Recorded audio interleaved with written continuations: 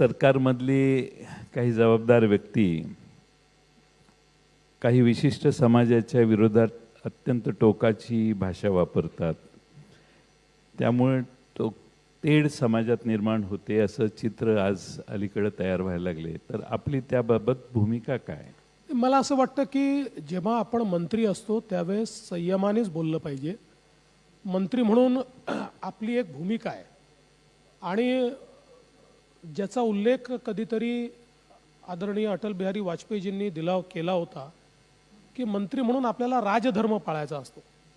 त्यामुळे आपले विचार काय आहेत, आपले लाईक्स डिसलाईक्स काय आहेत हे बाजूला ठेवून आपण संविधानाची शपथ घेतलेली आहे आणि संविधानाने आपल्याला कोणाही सोबत अन्याय न करता वागण्याची जबाबदारी आपल्यावर दिलेली आहे. त्यामुळे मला असं वाटतं की मंत्र्यांनी बोलत असताना संयम पाळला पाहिजे. आपल्या बोलण्यातून कुठेही तेढ निर्माण होणार नाही अशा प्रकारचा प्रयत्न केला पाहिजे. आणि कधीकधी तरुण मंत्री बोलून जातात, अशा वेळी मी त्यांच्याशी संवाद करतो, त्यांना मी सांगतो की आता तुम्ही मंत्री आहात, त्याच्यामुळे तुम्ही संयम बाळगूनच या ठिकाणी बोललं पाहिजे. फार वर्ष त्या घटनेला झाली.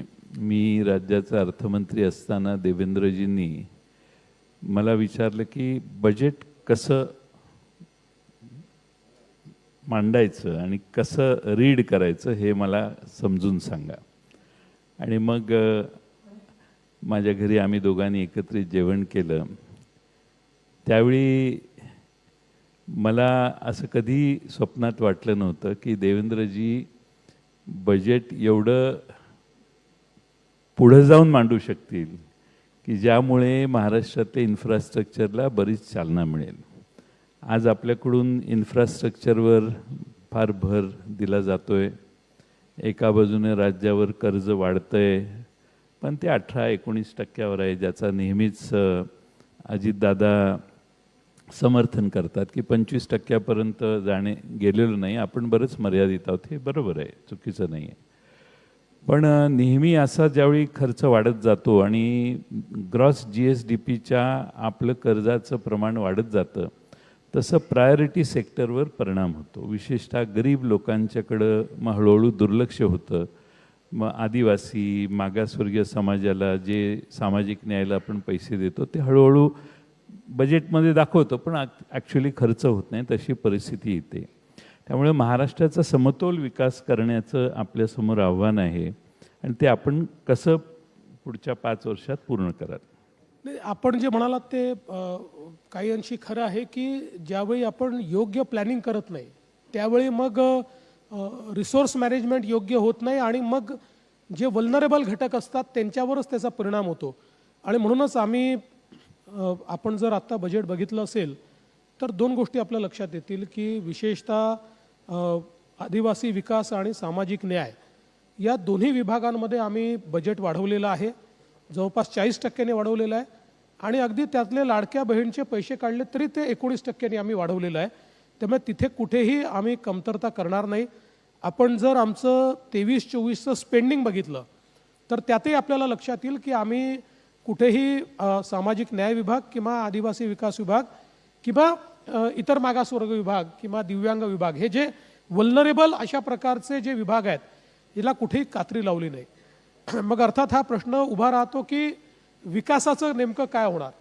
तर त्या दृष्टीने ज्यावेळेस आम्ही यावेळेचं प्लॅनिंग केलं तर मी शिंदेसाहेब आणि अजितदादा बसलो होतो त्यावेळेस मी एक भूमिका मांडली की आपण एक रिव्हर्स प्लॅनिंग करूया की आपल्याला यावर्षी आपला ग्रोथ रेट सस्टेन करण्याकरता आणि आपला GSDP आपल्याला वाढवायचा आहे, याकरता कॅपिटल एक्सपेंडिचर किती केलं पाहिजे असं एक आपण बेंचमार्क फायनल करू, त्याचे प्रोजेक्ट्स आयडेंटिफाय करू आणि त्याच्याकरता पैसा कसा उभा करता येईल याचा आपण एक निर्णय करू. आणि त्या दृष्टीने आम्ही त्याचा एक प्लॅन तयार केला. म्हणजे कालच मी आणि शिंदेसाहेबांनी MSRDCची मीटिंग घेतली आणि त्या मीटिंगमध्ये काल आम्ही शक्तिपीठ महामार्ग असेल, मल्टी मॉडेल कॉरिडॉर असेल किंवा इतर सगळे जे आपले आयकॉनिक प्रोजेक्ट्स आहेत या प्रोजेक्ट्सच्या संदर्भातलं फायनान्सिंग कसं करायचं. कारण याच्यामध्ये बेसिकली लँड ॲक्विजिशनला जवळपास 40-45 हजार कोटी रुपये लागणार आहे. पुणे रिंग रोड असेल किंवा असे सगळे जे आपले आयकॉनिक प्रोजेक्ट्स आहेत पण हे प्रोजेक्ट्स असे आहेत की ज्या प्रोजेक्टमध्ये जर आपण पैसा लावला तर त्यातनं आपलं ग्रोथ वाढणार आहे. म्हणजे जवळजवळ आपल्याला माहिती आहे की 1 रुपया आपण इन्फ्रास्ट्रक्चरला लावला तर 2.5 रुपयांनी आपला GSDP वाढतो. तर त्या दृष्टीने काल आम्ही त्याच्या वेगवेगळ्या आयडियाजवर विचार केला, ब्रेनस्टॉर्मिंग केलं आणि त्याची एक आम्ही स्कीम तयार केली किंवा आपल्याला ऑफ बजेट फायनान्सेस कसे उभे करता येतील, आपल्या ज्या चांगल्या कॉर्पोरेशन्स आहेत किंवा